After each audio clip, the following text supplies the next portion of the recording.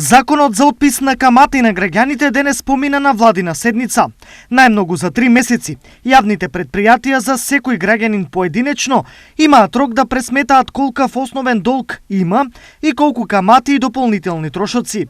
По ова, на сите ќе им биде дадена можност долго да го платат на рати, а каматата да биде отпишана, најави денес на пресконференција премиерот Зоран Заев. Ова законско решение е еднократна помош за решавање на проблемот на граѓаните кои со задоцнетото плаќање или неплаќање на долговите кон државните органи акумулирале дополнителен долг врз основа на каматите. Тука ги опфаќа пред се посиромашните граѓани. Сепак, голем број граѓани, освен кај државните, како должници се водат и кај приватните компании.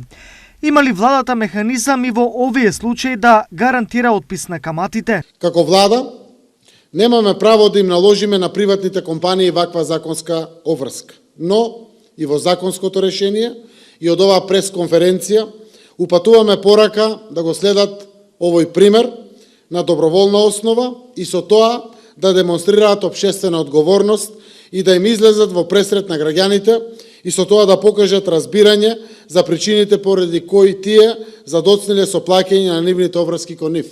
Верувам дека и тоа ќе се одрази позитивно на нивните биланси, а секако ќе значи огромна помош за граѓаните. Мерката се претпоставува дека ќе опфати околу 150.000 граѓани, но за сега нема точни проекции за тоа колкава е висината на каматите кои ќе бидат отпишани.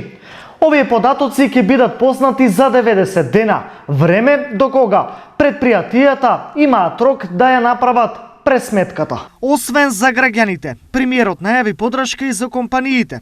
Тоа е во вид на 100 милиони евра, кои како ефтини кредити ќе бидат пласирани во малите и средни компании. Рокот на отплата на овие кредити е до 12 години, со вклучен грејс период од 2 години.